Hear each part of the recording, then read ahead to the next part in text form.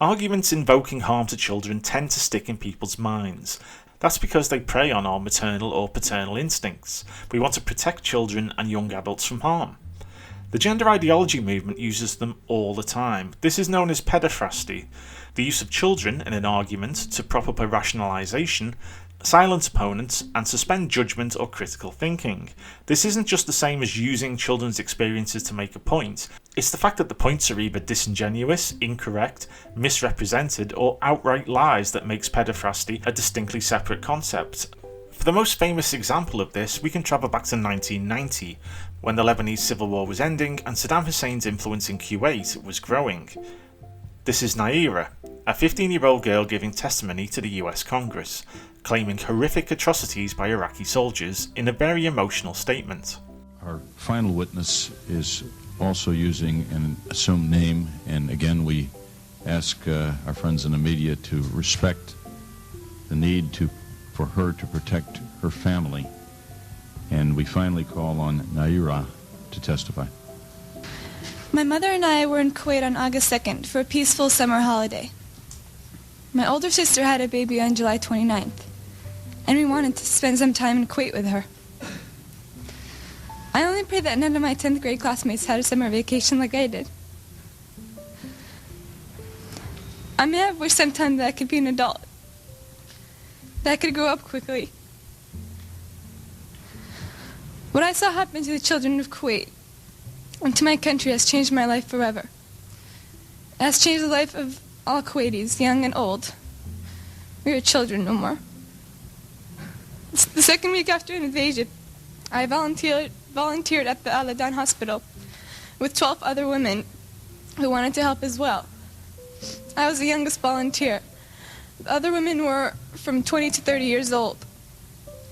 While I was there, I saw the Iraqi soldiers come into the hospital with guns. They took the babies out of the incubators, and left the children to die on the cold floor. It was horrifying. If an Iraqi soldier was found dead in a neighborhood, they burned to the ground all the houses in the general vicinity and would not let firefighters come until the only ash and rubble was left. I'm glad I'm 15, old enough to remember Kuwait before Saddam Hussein destroyed it, and young enough to rebuild it. Thank you. Nobody listening to this testimony can fail to be moved by the story, and indeed the US decided that this was enough to enter into the Gulf War. Naira's testimony is cited as the tipping point for that decision. The problem is, it was a hoax. It was all fake. Naira was the daughter of the Kuwaiti ambassador to the US. She was coached by a team of solicitors to put on such an emotional display. None of the stories she told were true. But the consequences of America entering the Gulf War based on this testimony have been long-lasting and devastating, leading indirectly to the 9/11 attacks. By the time it came out that this was a hoax, it was much too late to reverse the decision to go to war. Though obviously we're not equating warfare to issues around gender ideology, there are parallels to be found. The misleading use of statistics around suicide in young people to promote gender transition in children can also lead to irreversible decisions that aren't in the best interest of anybody. Giving children puberty blockers or removing healthy breast tissue or genitalia is irreversible. Once you go down that route, there's no coming back. And wouldn't any young person or parent want to know the full, accurate facts before making that decision?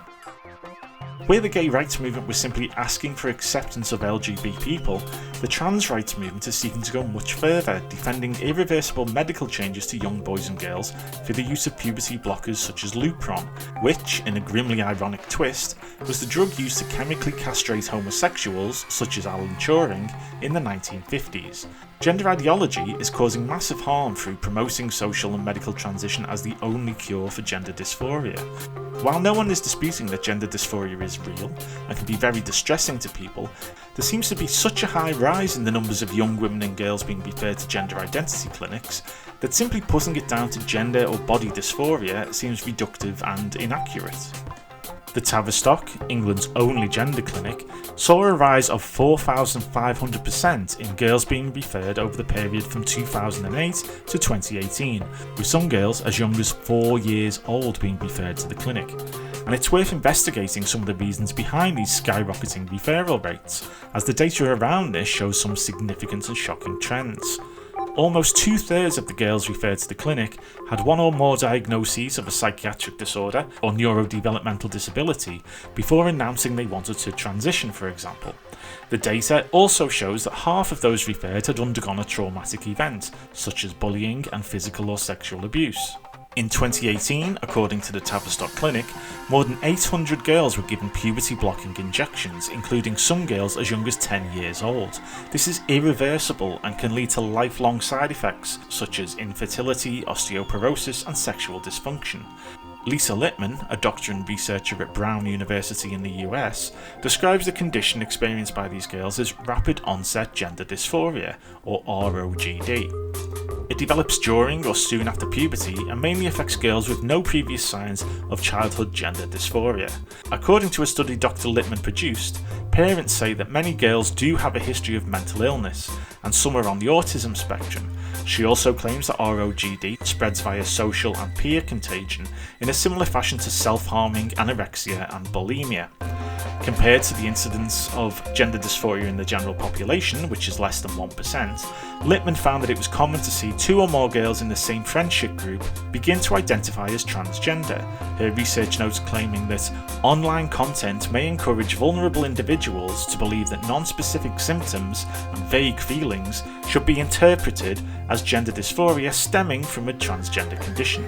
And this is borne out by evidence elsewhere. It was reported in 2018 that 17 pupils at one single school in the UK were transgender.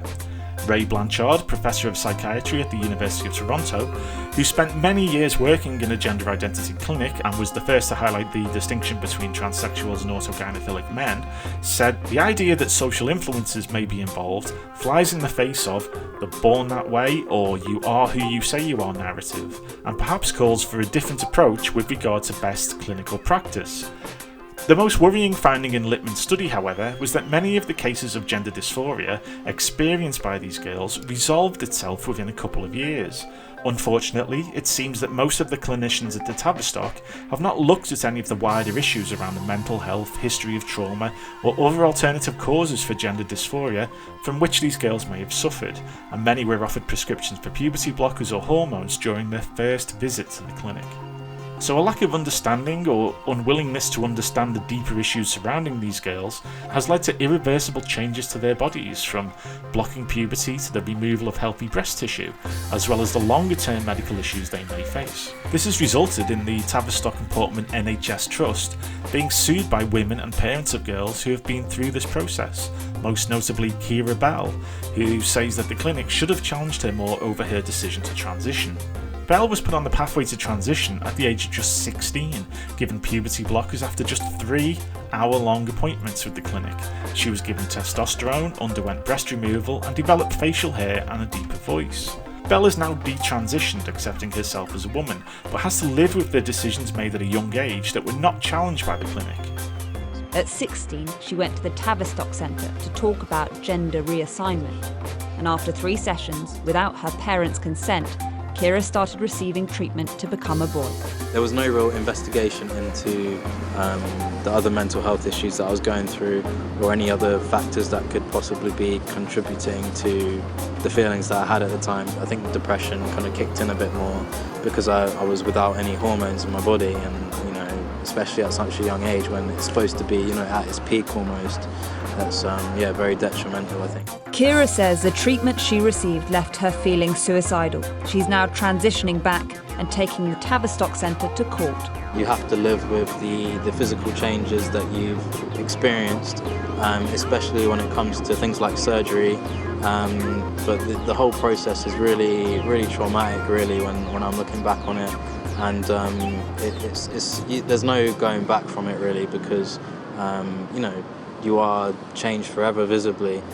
More and more children are coming here for transgender treatment on the NHS. In 2018, 2,500 were referred here, but former staff members have already told us that they fear children who come here may be being overdiagnosed. At the Tavistock Centre, children can discuss treatments separately from their parents, and around half are put on hormone blockers to pause puberty. Sky News previously discovered that 35 clinicians from their gender identity service resigned in 3 years. I went down a pathway that I was very rigid in my thinking, and now it's affecting me for the rest of my life. There are no easy answers here. Gender reassignment is complicated. It's been a difficult decision for Kira to share her story, a very personal battle that will now be played out in court. Belle is not the only detransitioner. The number of girls wanting to detransition is growing according to some reports, although there is a lack of data on this subject. Just to make it abundantly clear, although we're using children's experiences to illustrate our points here, these are facts, with evidence shown to back them up. Pedophistry is a distinctly separate concept that promotes fiction, and one that we're not engaging in, just in case anyone thinks we're being hypocritical here. There's no question that the Tavistock and Portman Gender Identity Development Service has questions to answer around their clinical advice to teenage girls, but the spotlight should also focus on another group, the transgender charity Mermaids.